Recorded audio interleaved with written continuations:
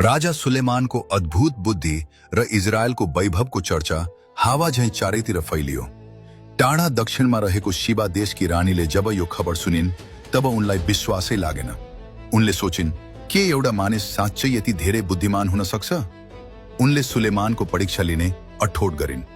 शिबाकी रानीले एउटा विशाल यात्रीहरूको टोली तयार पारिन्। सयौं ऊँटहरूमा सुन, बहुमूल्य रत्न र संसारकै दुर्लभ सुगन्धित मसलाहरू बोकेर उनी मरुभूमिको लामो र अत्यन्तै कठिन यात्रा पार गर्दै यरुशलेमको दिशामा अघि बढिन्। अन्ततः रानी आफ्नो ठूलो लावा लस्कर सहित यरुशलेम आइपुगिन्। पूरै शहरमा हलचल मच्चियो। जब उनले सुलेमानलाई भेटिन्, उनले धेरै कठिन प्रश्न र जीवनका गहिरा रहस्यहरू अगाडि राखिन्। उनी राजालाई अल्मल्याउन चाहन्थिन्, तर सुलेमानको अनुहारमा एउटा शान्त मुस्कान थियो।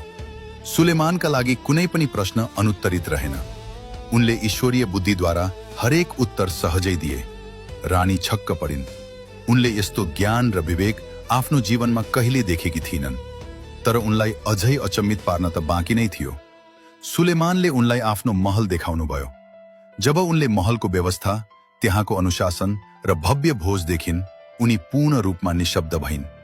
मन्दिरमा चढाइने भेटीहरू र त्यहाँको पवित्र वातावरणले उनको हृदयलाई गहिरो स्पर्श गर्यो। रानीले भावुक हुँदै भनिन्, महाराज, मैले जे सुनेकी थिएँ त्यो त आधा पनि रहेनछ। तपाईको बुद्धि र वैभव त संसारमा चर्चा गरिएको भन्दा धेरै गुणा महान र अद्भुत छ। उनले सुलेमानलाई 120 ट्यालेन्ट सुन र ठूलो परिमाणमा उपहारहरू टक्राइन्। सुलेमानले पनि रानीलाई उनले मागेका भन्दा धेरै उपहारहरू दिएर बिदा गरे।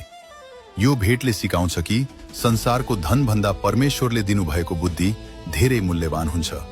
जसरी रानीले सत्यको खोजी गरिन्, हामीले पनि साँचो बुद्धिको खोजी गर्नुपर्छ। म तपाईको साथी जोसेफ राज। जय मसीह।